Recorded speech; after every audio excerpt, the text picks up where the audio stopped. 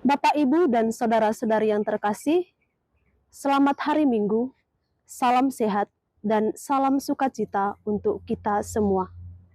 Hari ini kita memasuki hari Minggu biasa yang ke-6. Bacaan-bacaan yang akan kita renungkan dalam minggu ini, bacaan pertama dari Kitab Imamat, bab 13, ayat 1 sampai 2.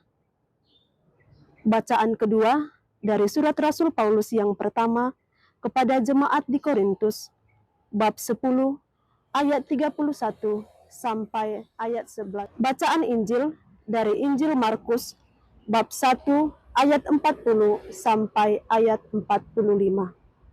Dengan tema berkuasa dan bersedia. Inilah Injil Yesus Kristus menurut Markus. Dimuliakanlah Tuhan. Sekali peristiwa, seorang yang sakit kusta datang kepada Yesus.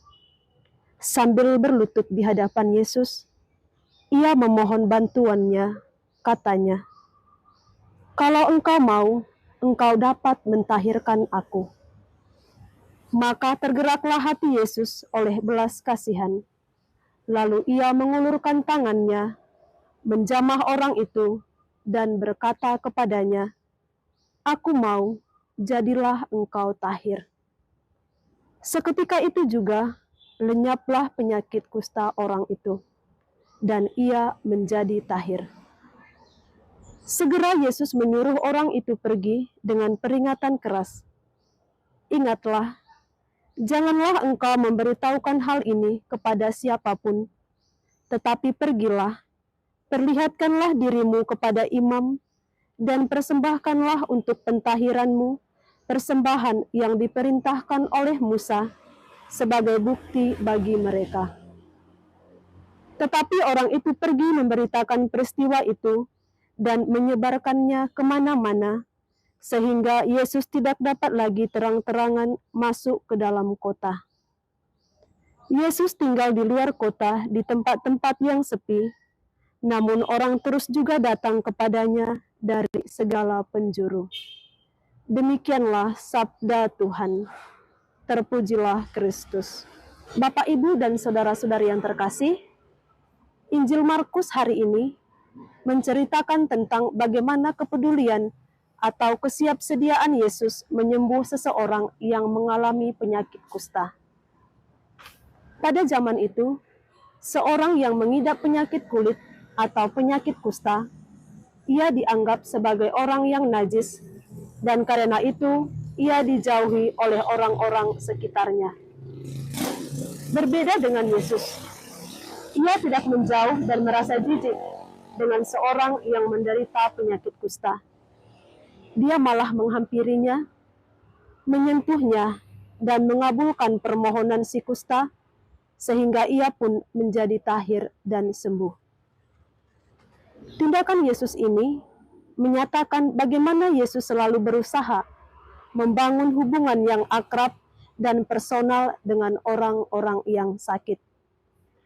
Bapak, Ibu, dan saudara-saudari yang terkasih, hari ini Gereja Katolik di seluruh dunia memperingati Hari Orang Sakit Sedunia. Bapak Suci Paus Fransiskus mengajak kita untuk selalu sadar akan keberadaan kita di dunia ini. Beliau menegaskan, tidak baiklah kalau manusia itu hidup sendirian. Dan itu dikutip dari Kitab Kejadian. Karena bagaimanapun, manusia saling membutuhkan satu sama lain.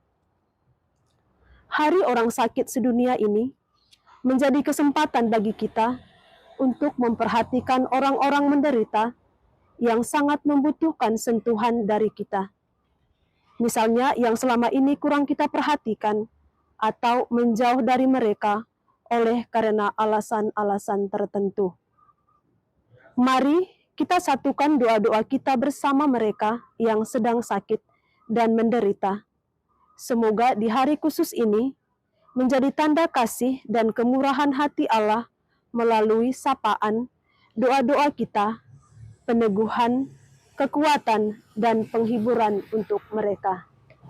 Bapak, Ibu, dan saudara-saudari yang terkasih, penyembuhan yang dialami oleh seorang yang sakit kusta itu adalah berkat belas kasihan Yesus. Maka hari ini, dalam memperingati Hari Orang Sakit Sedunia, kita yakin belas kasih Allah bernaung atas mereka yang sedang sakit, baik mereka yang berada di tengah-tengah keluarga kita, orang tua kita, teman kita, ataupun sahabat kenalan mereka. Kita yakin kuasa Tuhan itu senantiasa ada dalam mereka dan mereka mengalami kekuatan dan kesembuhan sama seperti yang dialami oleh si penyakit kusta yang tertulis dalam Injil pada hari ini. Amin.